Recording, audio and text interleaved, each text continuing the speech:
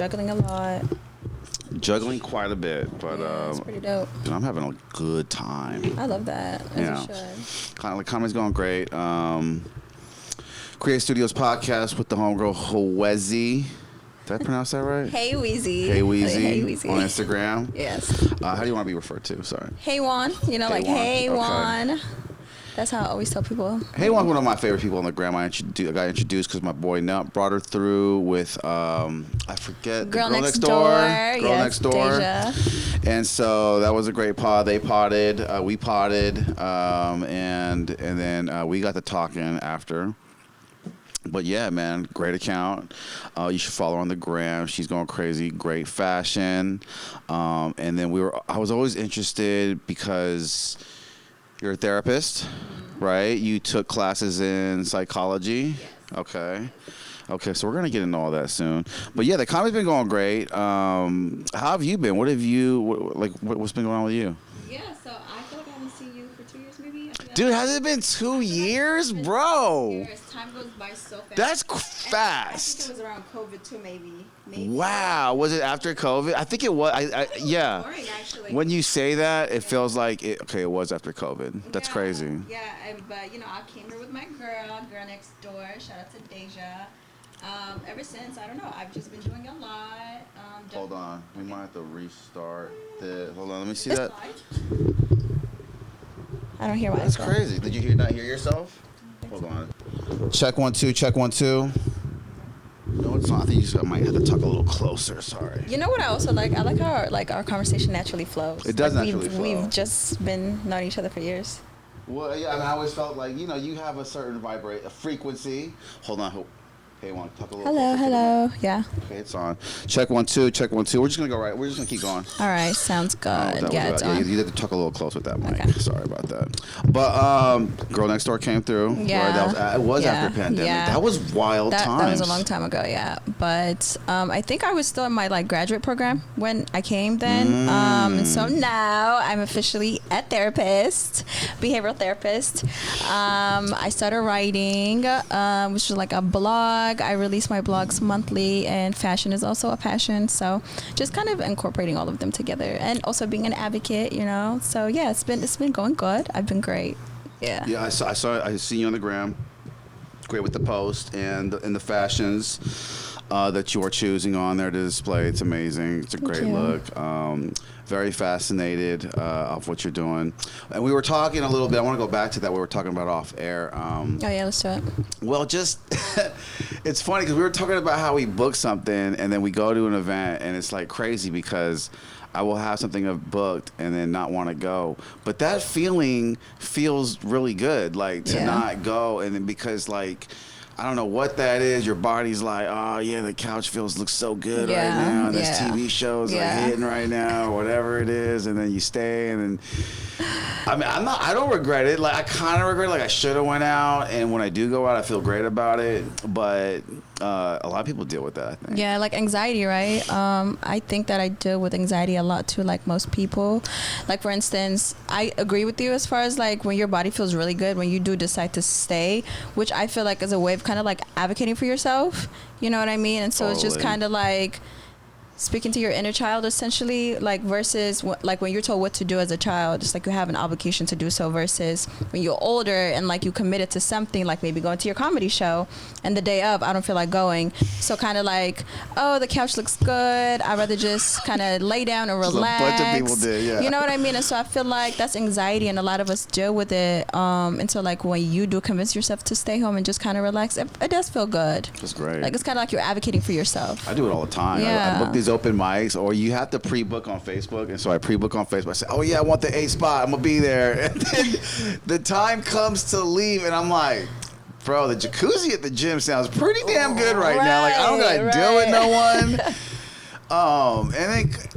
And even me knowing one comic that I don't like is gonna be there kind of just throws it off for me too. And I'm like, I'm not even trying to fuck my vibe tonight, bro. I'm gonna stay. Yeah. And then it's just funny, but I'll even just go to the gym and just try to be in solitude, but then some guy will just talk to me throughout the whole jacuzzi, and I'm just like, oh, dude, I don't know. Exactly, you're overwhelming me. I just wanted to kind of listen to my thoughts and relax, So I deal with that a lot too. Like, I'm really big on listening to my body as well. And sometimes too, like, I love to do many things. I want to be creative. I want to stay busy, which also I think is a trauma response, right? Like, not learning how to relax and just kind of like allow your body to lead you. I really feel like that's a trauma response. And so, like, when you do have something planned and then you experience anxiety and then you actually don't go to the event, rather you just stay home and relax, that's a way of listening to your body. Like, you know what I mean?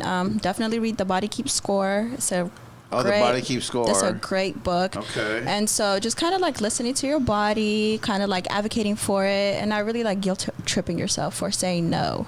It is a huge guilt. I think that's a lot of it. I don't know where this comes from. Maybe me and the generation that I grew up, it's like you listen to like Jay-Z and being a hustler and all these rappers are hustling. I listen to a lot of rap. You got to hustle.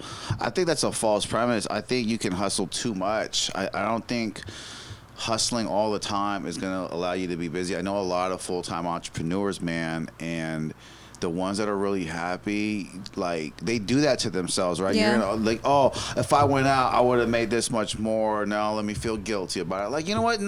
Don't. Yeah. Like, just know you're not gonna make as much as you always efficiently want to make. But like, if you're giving yourself downtime, there's nothing wrong with that. You should not be telling yourself during that downtime, you're such a loser. Yeah. You know, for doing this, like. I think because I promoted so many shows, I've had so many people say, damn, Brian, you're such a winner. That's great.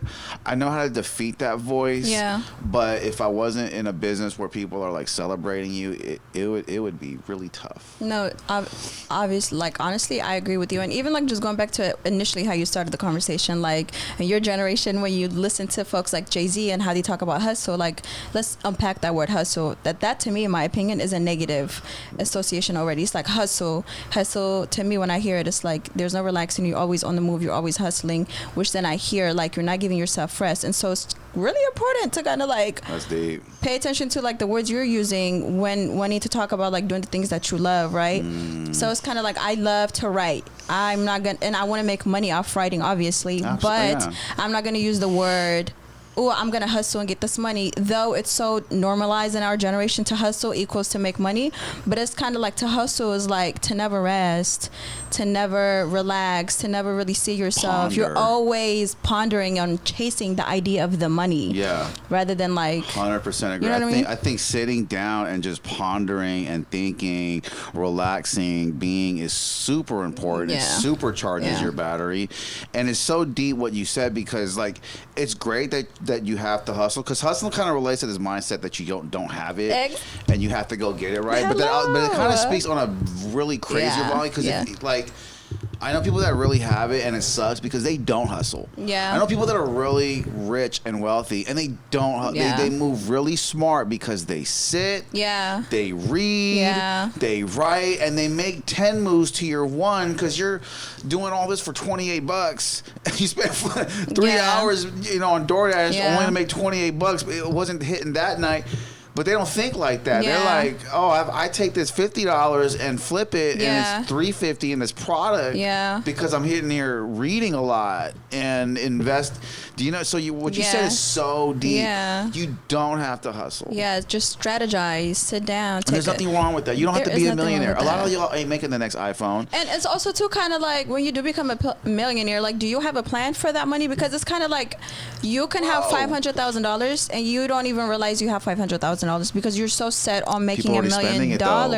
And it's just kind of like you're still living check after check. You know what I mean? It's like what you said. It's so hard. Again, what you get to like. So like what you said, you get 500,000. I know two different mindset. One mindset is people already spending it. Right? Okay, I got 28,000 in bills. That my mom needs some. That clothes. It's like, bro, that's the craziest mindset to just spend that money.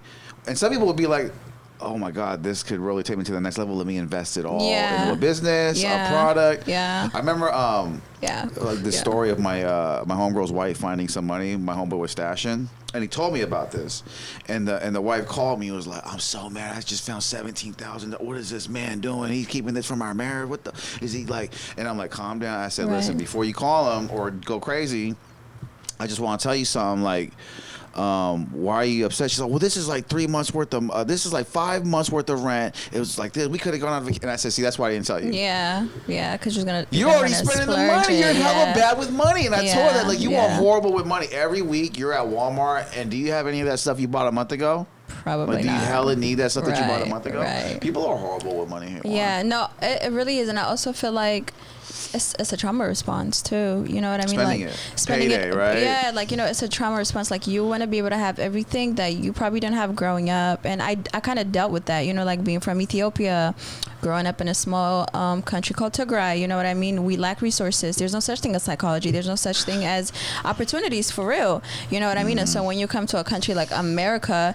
it's so much opportunity. And so it's like, what, $50 here is probably like $500 but out there. So you understand what I'm trying to say? It's like you're wanting to just kind of like gain and get everything that you've ever wanted. And so you're really not thinking about investing in it and building a future. You know what I mean? Because it's like you're still operating from that poverty mindset essentially until you really dig deep and like understand your subconscious thoughts, your behaviors, and even who you surround yourself with, and like the music you listen to. Like, everything has an influence in who you are and how you act every day. Yeah. I agree. It's definitely a vibration. You know what I mean? Hello. Definitely a frequent. We were talking about that too. Yeah. Because the conversation does flow great in this sequence. Not all sequences. Some are different, but it's like what you're tuned into. I feel like I can get with you. You have a long-term sense of thinking. Yeah. You think of the long-term goals and stuff like that. Yeah. Tell me about. I want to go back to what you said. What is Tigray like? And 'cause I know you promote that a lot in your posts. Yeah. Is that a city? Is that like a province? So, Tigray is a state in Ethiopia. Tigrae, right? No, Tigray or AI, either or. What? It's got both? Yeah, it just depends. It's it's a thing. Okay. But the I stands for independence. We're actively trying to become an independent state because Tigray actually went through a genocide for 3 years.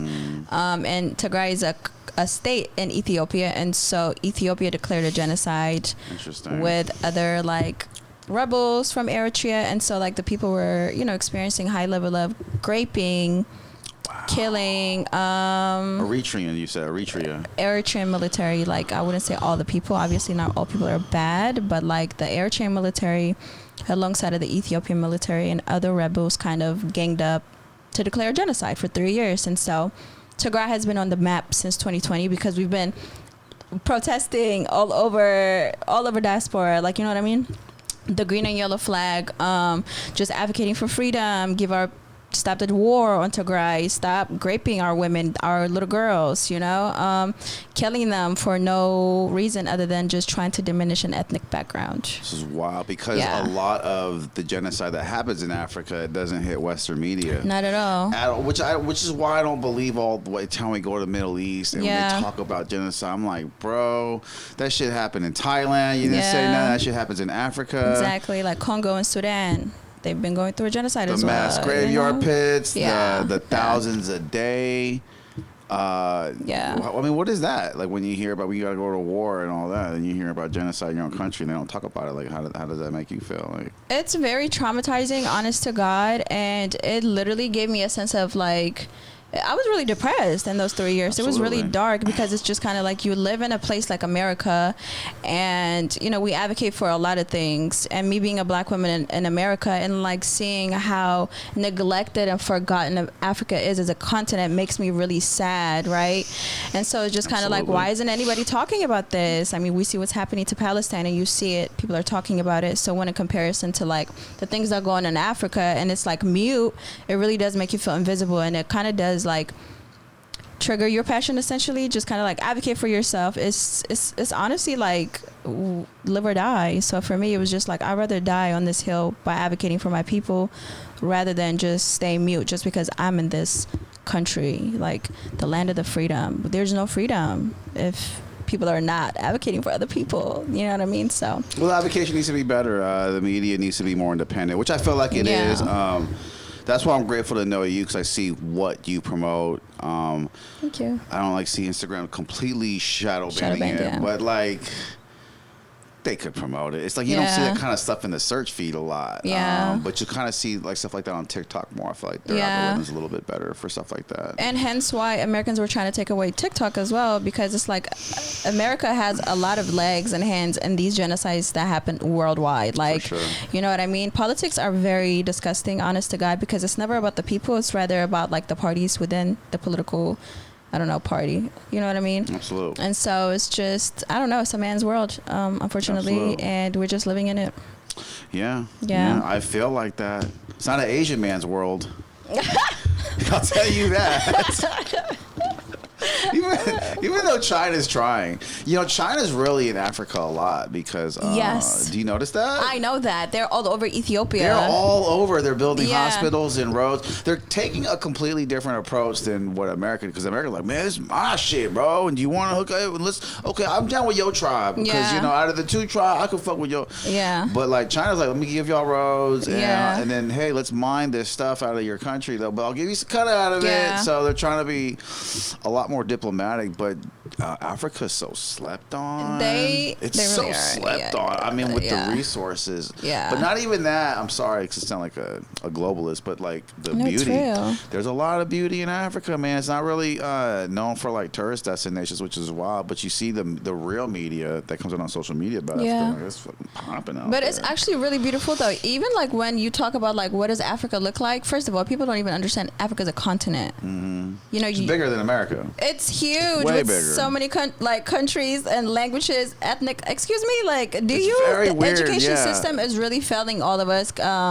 Totally, because You it know makes what you I think mean? it's like a desert with It's- elephants everywhere. And it's, I'm just it's like- really bad. I'm like, bro, like there are cities that are developed with developed downtowns that look newer than our shit. Dude, it's better than America. Yeah. America is just a psychological factor that they make you believe this is a land of the beautiful. The marketing was really good. It's not. Yeah. You know what I mean? The marketing in the Hollywood, which was kind of brought on by Jewish and they show people. you lights and the good places like Miami. They show you Las Vegas, just New York, just the great places on TV, and then it makes you think that like, wow, America is really fucking beautiful. And it makes you think they're all close together, Yeah. Like, but they're not. Like a lot Yeah. of Chinese tourists come out here, they be mad.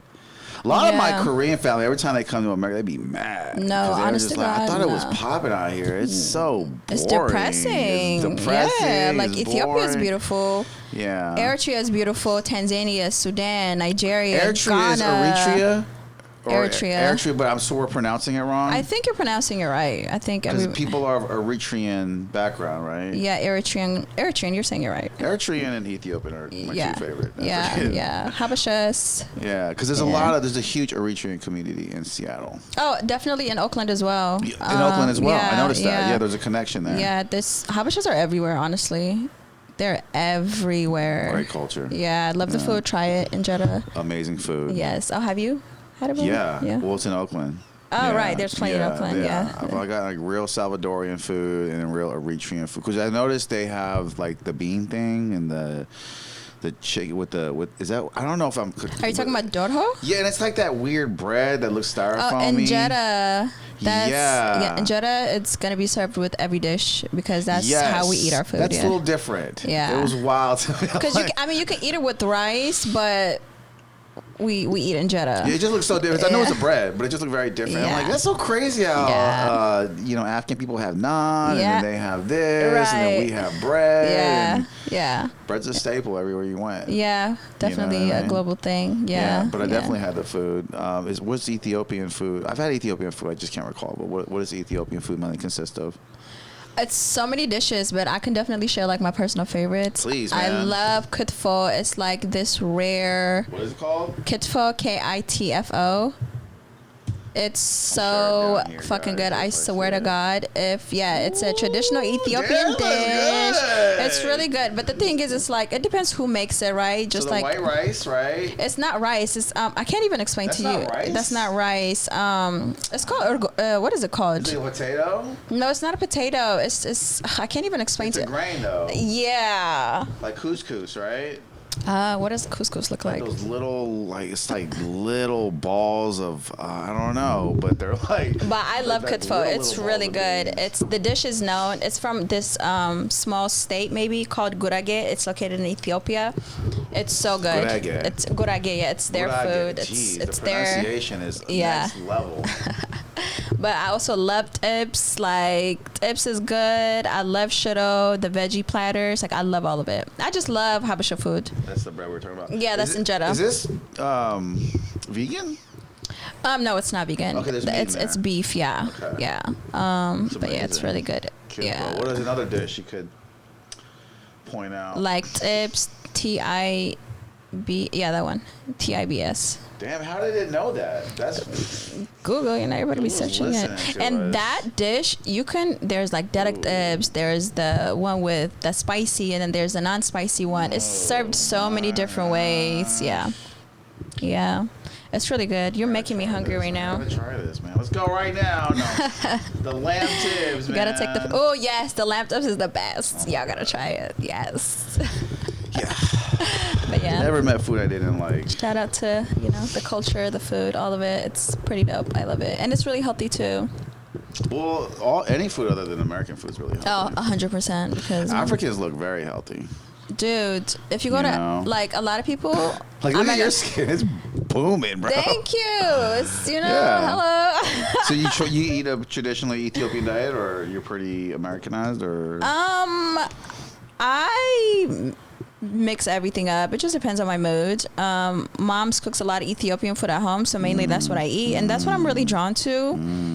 But if I feel like eating some pho, I'll get some pho. I love pho. Pho is like my other favorite food.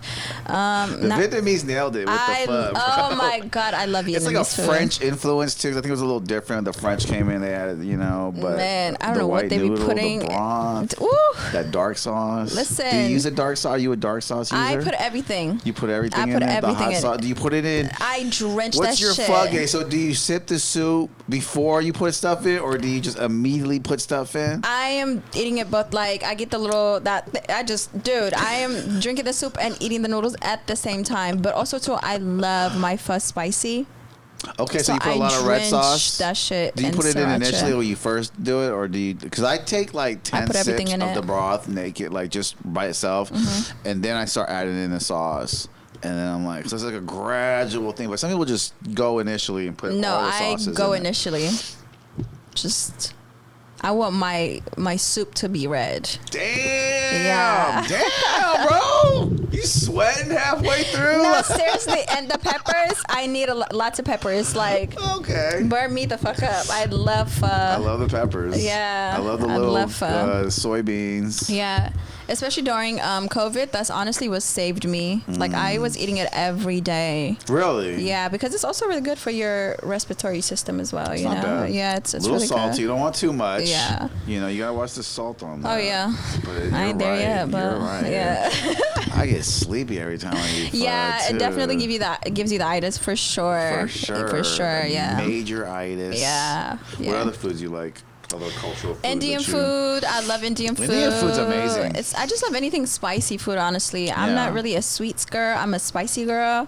So spice, like just anything spicy. Well, you like Korean food then, right? Ooh, yes. Have you had yes. the tofu soup and all that? No, I don't think so. Okay. I'm very kind of fixed too. Like for instance, I just like to eat steak pho.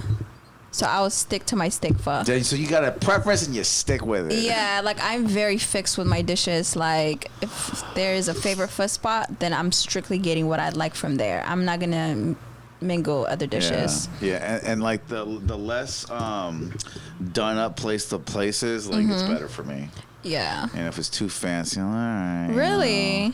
But I can kind of see that logic though. The fancier the restaurant, This is a very old logic. I don't think it's updated or anything, but just the places that I'm so used to, though, they're like nothing special. Really? Like the decor. But every time I go to a place that's real decor, I'm like, yo, this is okay. Like the pho's okay.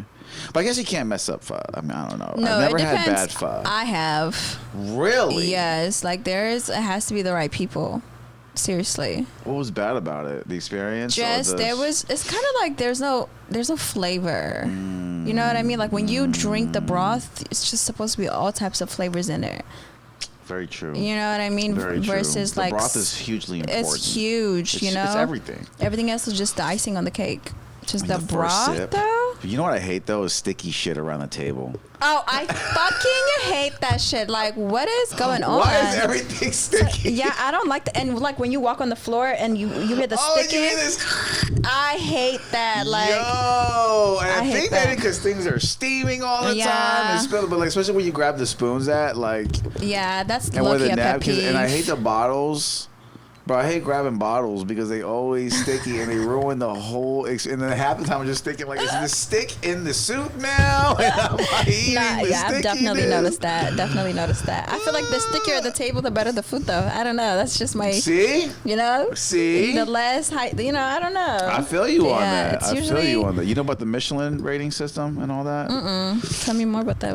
Well, because like back in the day, Michelin tires used to go around. They had their salesmen go around the country, and I guess I saw they would try so many restaurants. They developed a system, and so if you go to like a Michelin rated restaurant, you should look this up because you're probably a foodie. That Michelin rated is like the best of the best. So if you get like 3 Michelin stars, I think that's the highest you can get is 3 Michelin stars. That means it's like really good, like consistently good. Like they didn't tell them we were coming. Like this consistently good, and it's like over the top, like the best out of the best. Interesting. And so if you see a star like a place that is Michelin rated, like Michelin rated, then it's it. But who is doing these ratings though? Michelin. Oh. And I don't know why they do it. I just heard as a thing because this girl I used to date who like worked at Uber. Like she was like just liked everything fancy. Like we paid like $600 for sushi. What the fuck? Consistently, she did this. She even told me about it before we were like really dating, and then we did it as a date, and I thought I was gonna pay, you know, and then she ended up paying like to prove a point, and I'm like, she said I could take care of myself. Yo, she did, yeah. Well, hey, at least she took care of you because $600 for a sushi is crazy. Is it? Yeah, I had money at the time to pay for shit like that. But I know, but it's like unreasonably. Oh, it's like a whole. This like, is the dumbest shit because it's like 600 is crazy. So everything came out fancy as fuck and like one piece, right? So we all were there. We all had one piece in our own presentation, and like everything was beautifully, architecturally made, and it was just a show, and it was just a show. Hey, and then really because the 3 Asian girls that were friends were like, oh yeah, we always go to eat McDonald's after this, and we're not supposed to be full. Because after the meal, we just paid $600. And I'm like, fuck? Yeah, and I was like, yo, I'm really not full though. Like, yes. I mean, I was sounding so East Bay, like, ooh, but I was just like, you know, it's just crazy we spent $600. I'm not full. That has to be a mental illness. I'm not eating Bro, food. they're like, yeah, we're not full either. We go to McDonald's after this. I'm like, so you spent $600 just to go eat a fucking $2 burger? Probably not $2 right now. Yo, definitely higher. It was good. I mean, it was really good. It was really good. I don't know. I kind of judge people like that because it's like you're going you there. You wouldn't be impressed though if your date took you out to some shit like that, dude. No, I would be like judging him. 600 and everything's all like. No, I think I would imagine that would do something for a woman. I promise you, it would do nothing for me. I would just look at you like, okay, he's financially irresponsible. You're trying to impress me, and why are you trying to impress me rather than showing up authentically? The timing to take a girl out to something like that, I always thought about like the timing. Like, when do you do that? Like, I'm not going to do that on the first date. Like, that's crazy. Like, you don't even know each other. You know what I mean? You're just, like, going off the fact of how you look. Like, but I've seen a lot of men do shit like that. You know? Do you know what I'm talking about? I know what you're talking about. And I feel like they spend, like, a lot of money in the very, like, I don't know. How does that come off? Because I feel like that comes off. For me, I don't like it. Yeah, I feel like, hey, guys. Like, don't do that shit. Bro. I feel like they're leading with their money. And then you're setting the tone of the relationship. This is life here. So if you took me on a, let's say, $800 date, I'm going to expect that every time we eat now because you already set the tone for yourself. You present yourself like you got money. You're taking me to a $600, $800 restaurant. I'm assuming that's how you want to lead. So let's break your pockets. And you don't have guys don't have to lead. You don't have to do guys it don't like have to that. lead with. I think it would be just mean lead a lot. with authenticity. Just be you. Because not every girl likes you for your money. Like that is true. Yeah, I personally prefer like just a regular schmegular restaurant where we can actually eat, have fun, and leave full. And talk. Yes. And talk. Yeah. heavy on the talking. I kind of like old school stuff, like by the water, little cute picnics. That's you great. know, That's like. great. Looking at the water, just maybe even a walk is okay with me, because it's kind of like we're getting to know each other. This is the first day. You know what I mean? I want to be totally know what you mean. Sober. I mean, the drink is good. cute, but you got one or two drinks if you're a guy. Don't get sloshed. Yeah, but, not you know, a great I don't look know. if you're trying to get drunk, because it's like, why? Girls gonna look at you like, why are you getting drunk? Are you trying to make a move on me? Yeah, Or like, yeah, like, yeah. and I just think that too, like they look at that like, okay, don't try to drink to get the curves and move in, because like that's like, it looks petty. I don't know. Yeah. To me, it just looks petty. Like, And also too, like when a lot of guys take you out to eat and it's like expensive, I feel like they're always expecting something in return. Well, I just blew up $600 on this food. What's in it for me, bitch? You chose to take me here. Now you're wanting pussy in return. Are you okay? That is so weird, and I'm not trying to advocate like, ooh, but like I'm a guy, you know. But like, yeah, you know, it's funny because I feel that from women, like, because sometimes I have it, and I just going out. Listen, I just want to go out because I do want to be at a nice restaurant, and it's not bad having something next to you. But I notice women will act like weird. And I'm like, hey, I'm not expecting that. I am spending money, but like I'm not expecting it. Like that's just weird. Like that, you know, you're not a vending machine. I get it. Yeah. I just want to have this moment of being out here. Hey, we're being seen. We're looking cool. We're drinking. We're talking to the people next to us. Like that's kind of what I want. You know what I mean? And it's like I feel women get that guilt, like, and they like, should I pay half? I'm like, no, like, and this ain't even a date, but I'm just paying, like, you know, we're just hanging out, like, But it is kind of weird because guys be so unaware of because women are a different species. I think it just depends on the woman too, and the kind of man you are. Women are so different. It's hard to be generalized about women because they're so different, and women understand that more than anything. Yeah, like it's I don't know. When you ask a woman for advice, it's great to ask advice from them. Personally, I like asking gay people because I think they give you the best advice. For me, I get it. Yeah, gay people give the best advice, but they're also not a woman, you know, they don't have the chemicals that we have in our brains and how we experience emotion, because just because you're gay and you're feminine does not make you a female. You understand what I'm trying to say? Please break it down. So it's just kind of like, I also seek advice from my gay friends because I feel like they understand men more than a woman understands a man, because they are a man at the end of the day. Though you're just more heavy on your feminine side than you are on your masculine side. But when a feminine man tries to tell me about being a female, that's when you lose me, because it's kind of like, kudos to you, I advocate for femininity. I think that men should be who they are and how they want. But the moment you start trying to think like you're a female is what I have a problem with, because you're not a female, you're a woman. That's so and that's so accurate. But that's for transgender, so you're not a woman, you're gay. But it's like, and the advice that I get actually is not from gay men, it's from women that are mannish. So that's the best advice that I've gotten. That I can fuck with, because you're a female, but you're more heavy on your masculine side. But they have a sense of understanding. For me, they do, because they are females. Yeah, they're females. Great advice from them. Yeah. Like, they just, I wouldn't say censor, they're just more heightened on the masculine side rather than their feminine side. But at the end of the day, they're still females who understand the emotions of a female and what we experience or go through on a day-to-day basis. That's what I get from them, is that they can tell me a psyche of what that person is and what they want. Because it's like, that's what she told me was like, or he, I'm sorry, but this is what they told me was like, I don't know, they get canceled. But it's just like, it's just like, you have to understand what they want. Yeah. You know, because it's like not what necessarily you want, or like she likes you, but that doesn't mean like a marriage. It's just like, yo, she's trying to chill, she's trying to go out this route, she's trying to go slow because it's not really known.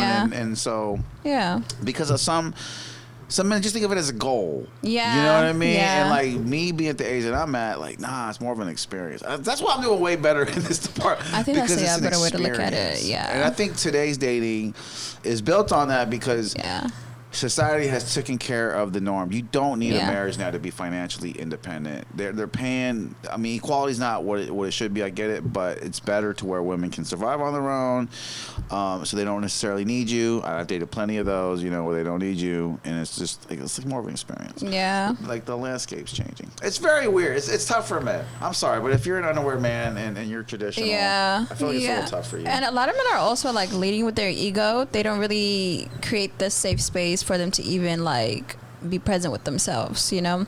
A lot of men are operating from their ego, like just feeding the fucking ego rather than like feeding your soul. You ego know? makes you very unaware, right? And that's so unattractive, right? You know, a very in tune woman. Like I'm very in tune with myself, and I can look at a man and just what he talks about and how he talks to me. I can tell if he's egotistical or just truly in tune with himself. Oh my god! So when I'm on dates, I can my see radar it. is I can like smell it. I see, I feel it. Smell it. Yeah. And maybe I didn't feel it before because in the 20s, 30s, you're just trying to impress. You're trying to impress. Yeah, you're learning yourself too. You know. But like what she said, like women can sense, and I can pick up on it better now. Yeah. I'm sorry, I just can't like oh, if I talk too much about myself now, it's gonna be a bad look. She's just asking me to see how heightened up I get. Confidence. Let me flip this back around and ask her what she's actually, and then actually listen, and then bring it up later, and that's what's gonna really win her over. Is that you actually listen and you're not so much on yourself. Women are they pick up. They do. They know how to because they can't overpower you. So I just feel like there's these tactics that they have to figure you out. They're really involved in the character. They don't even need to figure you out. Like the men in this generation, I'm a millennial, like 95, and so I kind of fall. I don't know. It's a weird generation for me. Yeah. But I don't even need to figure a man out. He just displays it for me. It's there. It's just a matter of like seeing it. But some men are mysterious. A little bit more, right? How do you define mysteriousness? Because listen, I have come across an individual where I ask him, I would be like, oh, when's your birthday? Because I'm really into astrology. I'm not going to tell you my birthday because I want to be mysterious. The fact that you said you want to be mysterious makes you less mysterious. Like, you just gave me the ick, you know? Like, and I feel like a lot of men just throw words and they think they're one thing, but it's just kind of like, you are not mysterious at all. You're yourself, bro. Like, you're just, you're not there, my boy. Pipe down, like ew. And I want to go back to this because what you said, there is a very thin line, gentlemen, and how you're interpreting HEWEEZY, that there's a thin line between confidence and ego. Women like confidence, and a lot of men interpret ego as like, what's up, little bro? That's not confidence. That's like a temper tantrum from a child. Like, you know, that does not determine manhood. What determines manhood is like the fact that she just knocked you down a level, but you smiled about it. Like, like she just totally made fun of something you should probably feel self-conscious about. But if you look at the awareness moment, bro, she's with you. She's having dinner. She obviously don't care about your gut. Like, she made fun of it, but she wants to see how you take it. And so like, you could act all tough, but if she makes fun about you and you crumble, then it's like, bro, you just lost all your cards. Like, and a lot of men argue back too. That's sassy. Any secure man that's confident with himself and what he brings to the table and just who he is in this world is not going to sit and argue with a female woman. This is another point of game. You're just not gonna, women will pick a point in the conversation to argue something and sound kind of like upset doing it. Just to trigger you a little bit. Because like I need to assess like what kind of, okay, so it's kind of like say me and you are like on a dating, we're getting to know each other and potentially thinking about don't fall for this guy. Being in a relationship, right? And so like, you know, without due respect, I have a spicy mouth, you know what I mean? And sometimes I'll talk shit, but it's just like, not to disrespect you, it's just my kink. It's just, you know? But she wants to see how you can handle it. You know what I mean? But it's kind of like, you have to be like, be a man. Like, don't argue. Like, girl, who you talking to? Da, da, da, da, da. You're not talking to me. Are you a bitch?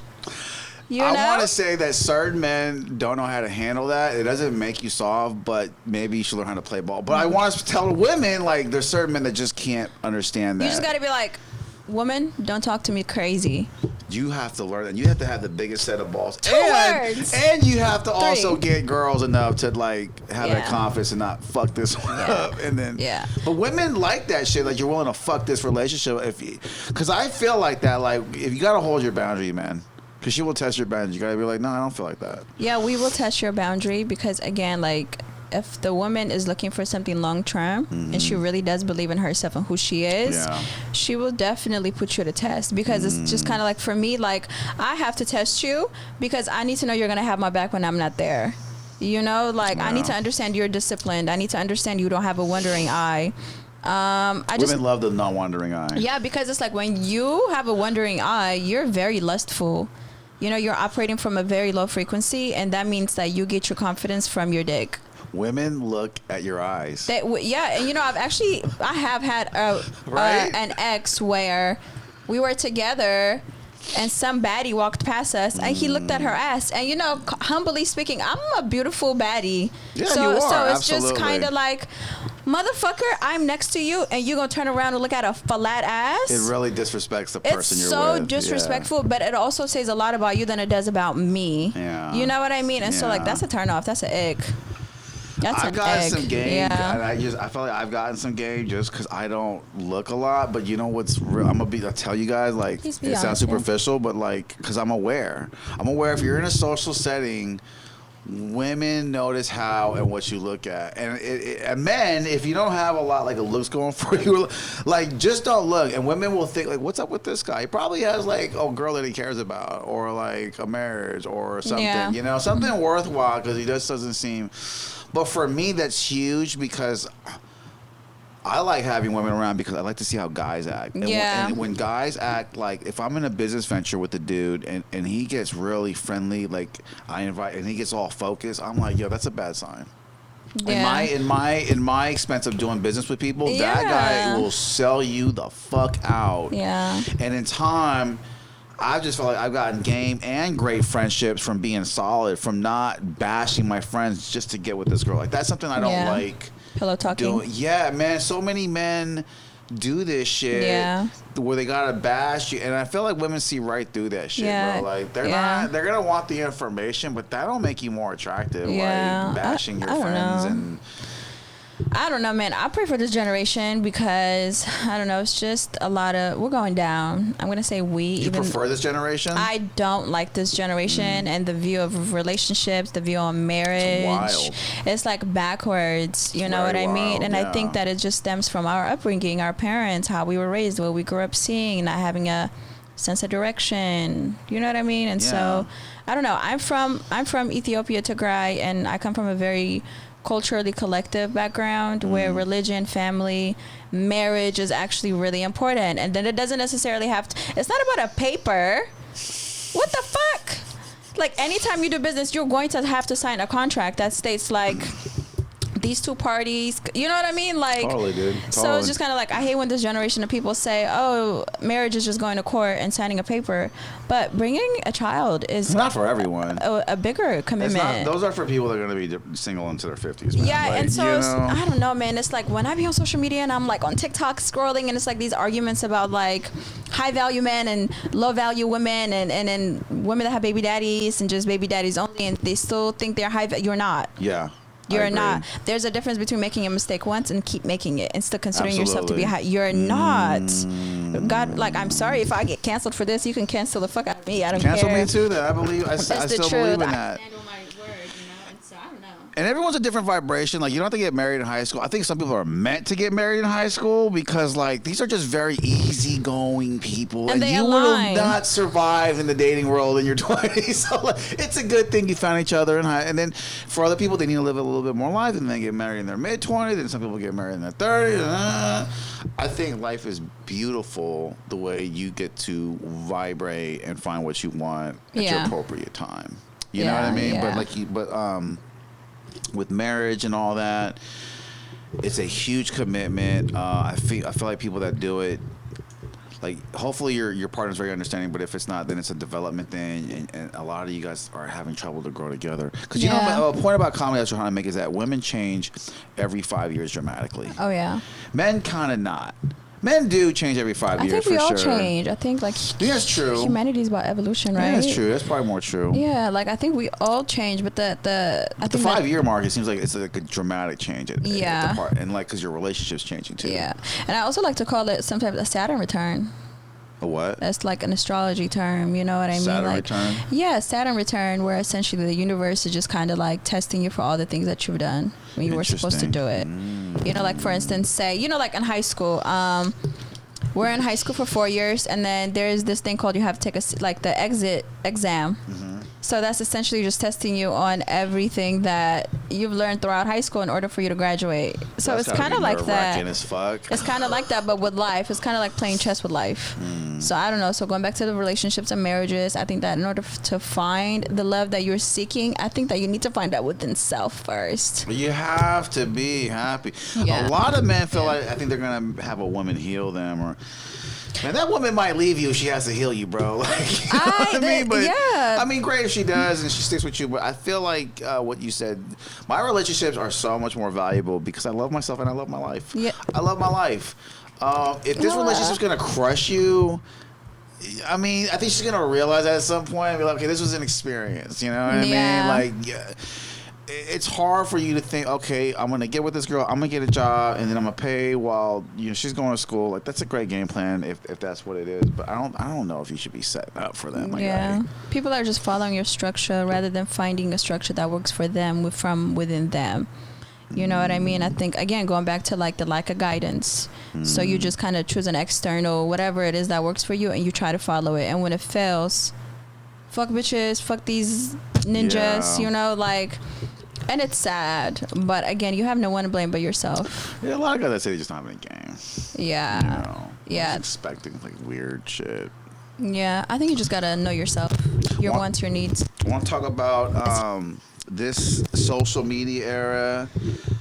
We talked about anxiety. We talked about. Well, I really want to talk about anxiety because I feel like a lot of people have it. It stops you in your tracks. It's okay to just hang it. I'm not going back to that. But what I'm saying is people are afraid to post. People are afraid to choose their ambitions. The constant rate of comparing yourself to someone is huge. I do that a lot. I go on the gram, comparing, going to the psychological aspect. What do you see that people are dealing with, and like how can you reach out to help them, or what are signs to show that someone may need help? Because a lot of it's like, man, this guy's acting weird. Let me just like, you know. But if it's like your close personal friends, like, because I feel like we're not talking to our close personal friends as much. I don't know if you feel like that, but maybe when we were younger, we were in high school, we would talk, and now the older that we get, we're choosing our paths, and isolation is a horrible thing. Yeah. I personally, like, I'm 28 right now, and so I have a best friend that I talk to. She checks on me, I check on her. We kind of unpack each other's subconscious, essentially. You know what I mean? That's necessary, right? You know what I mean? And so a lot of the times when we do talk in this day of age, we're really not talking because, one, we don't even know what we're going through to experience the anxiety. So how can I sit and tell you, oh, I feel like I'm super anxious to go to this event because I may see a bunch of celebrities from my social media that I want to be like, but you know, I don't know how to explain it. Just a whole bunch of, I don't know how to explain it, but it's just kind of like, it all stems back to childhood. Like, it really does. Like, if you're constantly comparing yourself to other people, then you don't feel good enough. So maybe ask yourself, oh, why do I constantly compare myself to people on social media? Write that down. That's literally how I got over my anxiety sometimes, of comparing myself to other people. Writing it down. Write it down and That's give yourself prompts. Like, for instance, okay, you notice a behavior. You said you compare yourself to people on social media, or you used to. Write that down. I compare myself to people on social media. The question is why, right? Because they're doing a lot better than I am, and we're doing the same thing, and their opportunities are happening faster for them than they are for me. Cool. But why? What are you doing they can be inspiring for you, but it's just kind of like, okay, so what are you doing that you feel like is not making you meet your goals, right? And then you'd be like, what are my goals?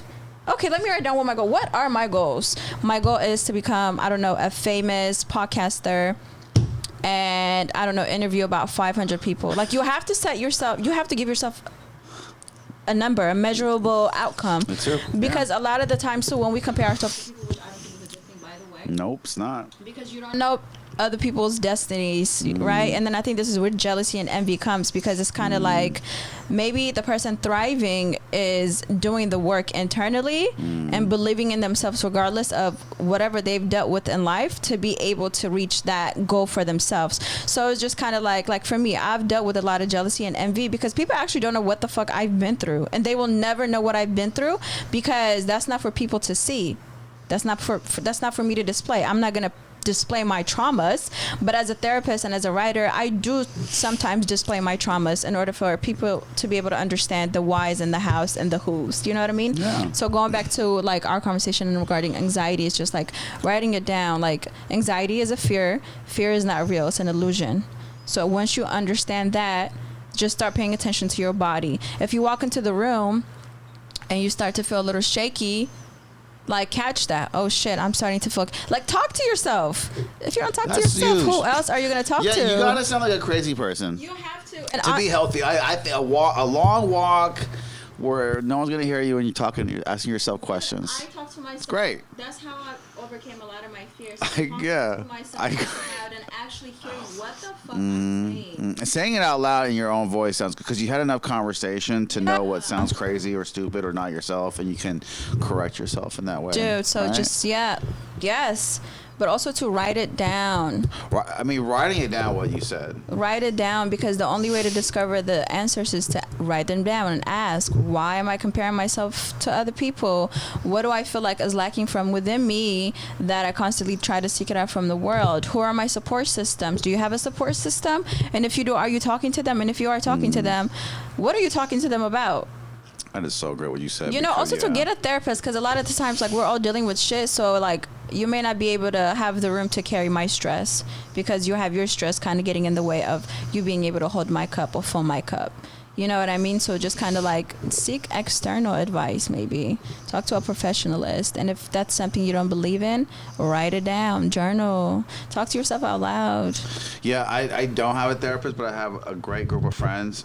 And when I pick these friends, it's like my best friend's Robert. I can tell him anything, you know, and I always call him about shit. But I think about that a lot. So when we go out a lot, I'll pay for shit. Because I'm calling him more than he's calling me about it. So I'll remember it, like, you know, and I just know how valuable that is to have someone that you can call. Because if you didn't, I would take things more internally. Yeah. More rough, you know, like being around so many musicians, they call me after a show. Oh, this went great. If I just had a regular job, it would suck.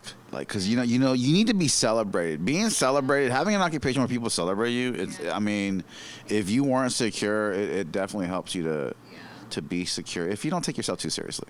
You know, also to what I've noticed is, like, we attract who we subconsciously are. Absolutely. But if you're, like, internally very insecure, you don't believe in yourself, and you isolate yourself a lot, you're not going to align any high vibrational individuals, because you guys are not operating from the frequency the same. You might want them. You might seek them. Yeah, or idolize them, but yeah. Align with them. Instead, no. You're going to attract people who are a mere reflection of you. Low vibrational people who are also insecure, operating from fear. So you guys are just going to be filling each other's cup with empty liquid. There's no liquid. You see it all the time. You know what I mean? You see it all the time. You see them connect all the time. And that itself, you guys are trauma bonding. And you guys cannot... And also, it's kind of like a demi agreeing with you, or like a demi enabling your behavior. It's like, if you don't have a friend telling you, yo, what you're doing is impacting you, you're going to hate me. Like, me and my friend talk to each other, hey, I love you with all my heart, but let's say, for example, but you smoking every single day is really impacting you from ABC. And I'm only telling you because I love you. I don't know if you're going through some shit on the low, but we can talk about it. We can go find a therapist. If you don't have a friend who's like going to irritate your life like that, then you really don't have anybody in your corner. People are just watching you fuck your life over. That's true. Because the worst thing I think people that can do for themselves is make their lives comfortable.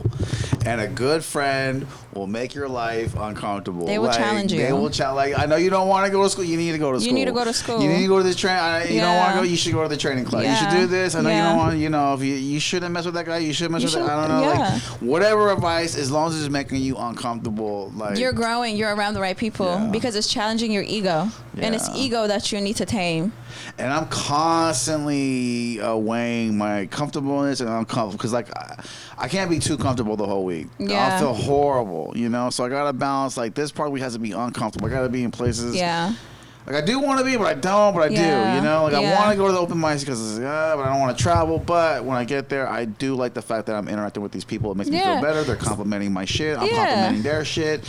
It's a great exchange of energy. People do like it when I'm there. And it's just fun. And it's funny because they don't like it when certain other people are there, but they like it when I'm there because I'm being very high vibrational. But that's a lot of work.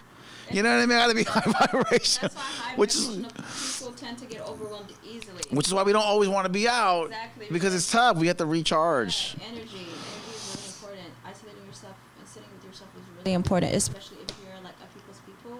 And you know, at the table, Jesus Christ, you have to I have to balance that for sure. And I'm so glad that you said that. It's so healthy for me because now I feel like talking to you, I have a better understanding of why these times at home are so important. Yeah. Or just here, not talking to no one. And then 3-4 days out of the week, I got to be out there at the open mic. It's just crazy. And also, too, like, if you're constantly feeling drained, then you're constantly around the wrong people. Yeah. If you're constantly drained and you're so-called hanging out around friends, then your friends are energy vampires. Yes, they are. They're always taking from you, and you're never getting anything in return. So you just kind of like reevaluate your whole circle, your mindset, your habits. You have to know how to build a community too. I think that helps. I think me coming from the music world and the comedy world, I know how to build a community. I know what a successful community looks like. So when I see someone talking shit about someone, I'm like, you know what? Like, I have to align this way because that can only get you so far. You could blow up and go viral, but those are gambling odds. Like, I still don't even think you would be a good person, even if you were famous. Like, I have that mindset, Like, I don't give a fuck if you become famous or whatever. I'm not gonna dick ride you because, yeah, exactly. And just because you become famous doesn't make you a good person. Like, you could become a horrible person and be famous. So I think knowing how to build a community is good too. I'm glad I carry those set of skills into this community because it's like, yo, you got to be positive. You got to align with people and you got to talk positive about people. You got to give people energy because comedians are very cynical. They're very mentally unhealthy. Yeah, and I think it also depends on our understanding of what community is, right? I think that we all have a different definition for what community is and how that's supposed to show up in your life. Yeah. And so, like, I know a lot of people who are surrounded by many people, and they call it community, but it's really like quantity over quality. You just want to be surrounded by people because you want to avoid this invisibility within yourself. Absolutely. I call it circles of association. Yeah.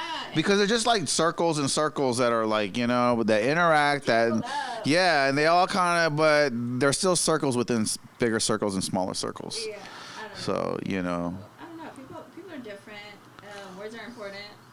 Very. How you use them. Yeah, how you use them. In the order, the pauses, the articulation, the eye move, the contact, the feel.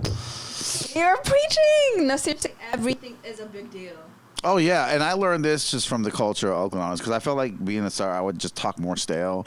But when I dealt with artists constantly, it made me realize, when I like roll my eye, do this, like it hits, it interacts, and it does make the energy more intense in terms of frequency and vibe, right? So like those things are very important to give someone your attention because I'm a reactor. Like you tell me something, I react, and people love it, and they want to tell me shit now, and it's like, I'll do that for you. I'll react to what you're telling me because you get a kick out of it.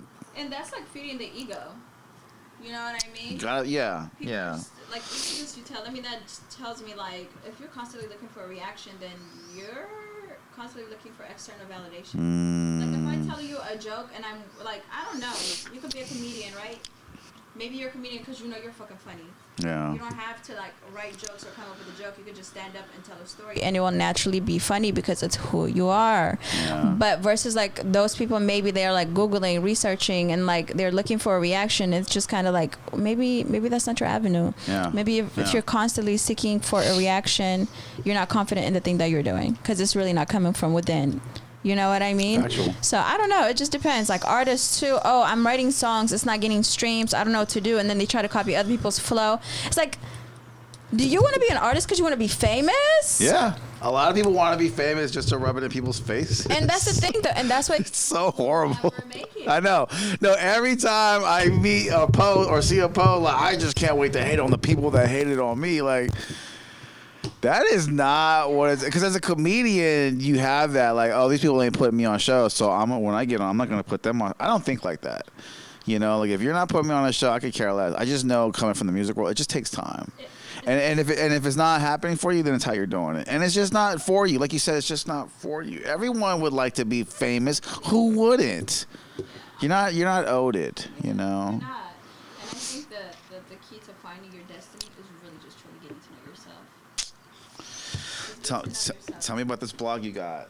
That's exactly back to if you really want to thrive, you got to be able to get connected with yourself, right? So for a long time, I'm a creative. I like to indulge in many things, like fashion. Absolutely. Fashion's great. Go check out our Instagram. I'm going crazy.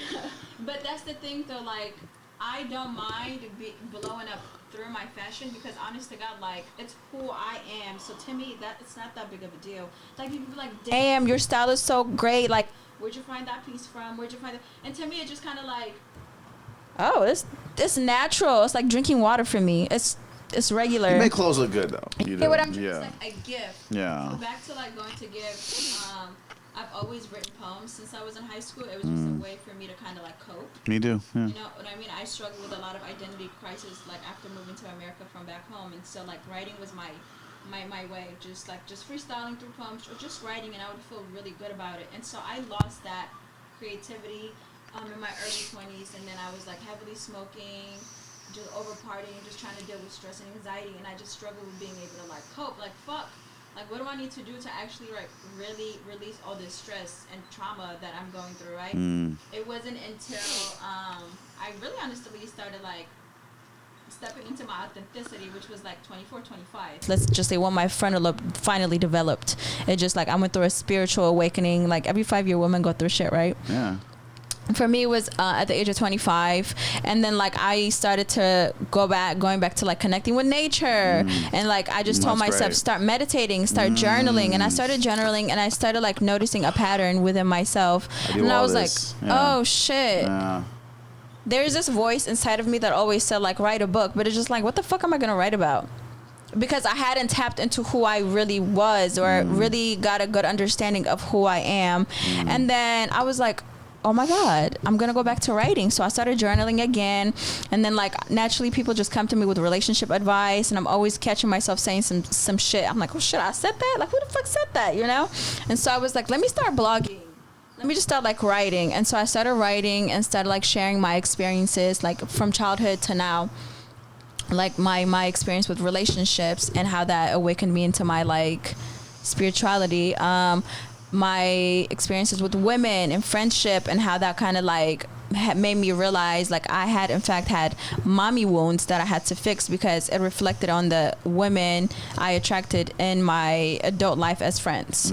Like, so I was like, oh my gosh, like everything that I've experienced in life is truly connected to my upbringing trauma. And so I just started writing about like how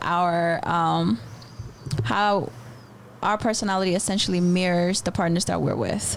That was the first blog I wrote, and it kind of like got a lot of feedback, and I was like, oh my gosh, maybe this is my calling. Relationship advice, blogs, come on. Just everything, just life, how I overcame a lot of the shit that I did overcome. So now I'm like writing, and it's going really beautiful, and I'm like getting feedback from people even back in Ethiopia. Wow. Yo, like people in my community, like, you know, like, hey, like this also happened to me. I thought I was the only one experiencing this. I'm so happy like you talked about it. Like that's so dope. Like please keep writing. And I'm just like, what the fuck? I just did this for fun. And it's actually making the difference that I've always wanted to make. Like, it's not about me. I just always wanted to show up for other people because I grew up feeling invisible, and so I knew like I had a calling. It was just kind of like figuring out in what way can I like help people outside of just like therapy, because in therapy you're listening to other people's problems and giving them advice on it, you know. But that's so singular. With the blog, you get to use all your skill and draw it to a mass crowd all at the same time, which is helpful because it's starting a conversation. Yeah, exactly. Starting a conversation, which is helpful. Like talking about taboo things. I love that because I also come from a culture where like you can't talk about that. You can't say this out loud. Don't say this. No, I'm gonna fucking say this shit because it's true. That's why I love social media. Those innate crazy things that and people need to be held accountable. People need to learn. People need to grow. It's about the fuck time. So if I have to look like the villain, I'm okay with that. That's a strong quality, by the way, is because like when I play basketball, I'll be the shit talker for our team if that makes our team more tough, and I know people will hate me, and I don't care. You know what I mean? I'm okay with that. Like, I tell you, I'm not here to make friends anyway. I don't like you guys.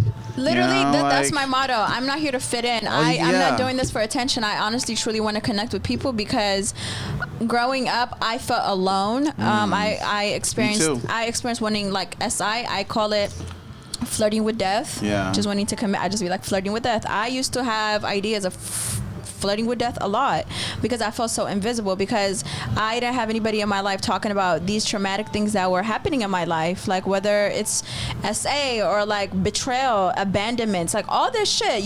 I've never seen it growing up, and so I was like, somebody needs to talk about this. Yeah, they do. And people have to have a hard time talking about things that are vulnerable, which I love women do because they talk about things that make them vulnerable. Yeah. And when I see a guy do it, I don't think it's emasculating. I'm like, damn. But I love it though. Right. I like it. So I'm like, yo. And it makes me more confident as a man. All the time, me growing up as a man, having a more stronger masculine man, like, bro, she hella broke me down, or I felt insecure when I'm around other races. I'm like, damn, bro, for real? Yeah. Like, you over here looking kind of confident, bro. Like, you over here tripping on, it makes you more confident because you were just thinking that same shit. Yeah, 100%. You know, and it's just like, I don't know, when I'm going through it, like a hard time with a female or something, and I see someone else going through it, I don't know why. It makes me feel better. It just makes me feel better. Because it makes you feel like you're not alone. Yeah, and like, these feelings are not Didn't abnormal. work out for me. Didn't work out for you either for no reason. But that's life. Yeah. And it just makes you, because you don't get life. Yeah.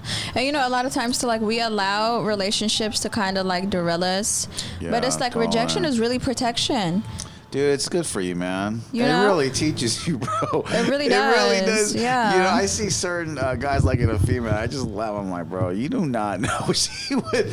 Yeah. But you know what? It's growth, and through that, you grow. Women respect it too when they know that you've been through it. Like, because women want to know that you can deal with a woman. Yeah. Because they're an innate being. Yeah. It's very funny. Yeah. Like the woman-man structure. It's hilarious. It really is. Because you look at this species, they're not so different. Yeah. They're completely different. Yeah. Women and men are completely different. The way they think, the way they're... But it does make for a better second generation. So I know why the way women think. Because the second generation... They're better to procreate the bacteria, which is kind of what we are to a hoe. We're bacterial hoes, and they make the second generation better. We really need each other, and I think that the more we understand that, especially now in this generation, I think the better for all of us. I think that we're just going against each other, bumping heads. Absolutely. Well, we reach a point in civilization where we have a lot of stuff. So now it's like... we're getting real pinpointy on shit like pronouns and this. I kind of get the pronoun thing. I'm not gonna lie. Like, I'm a nation noun kind of guy. Like, I don't want you just assuming my nation.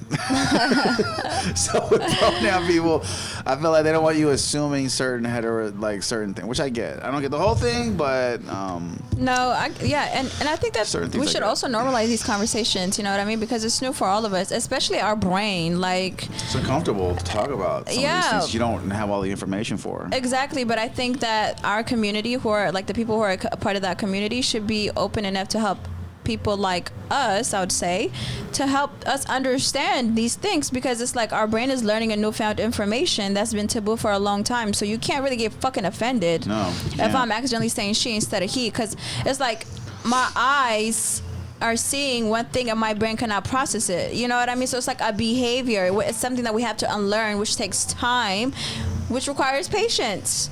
You know what I mean? Yeah, it's not a microwave society as we want. Yeah. We gotta get out of here. We're over an hour. And the church is going crazy. Okay. Praise the Lord. Praise the Lord. Want to shout out Hey Juan, HEWEEZY. Hey, Weezy. Hey, Weezy. Hey, Weezy. Yeah. On like the gram. Going crazy. But I'm glad to have you in. We're glad to have you back because in-depth conversation with all that. And I appreciate that. Thank you for having me. Hope you guys enjoy. Thank you guys. Later. Bye.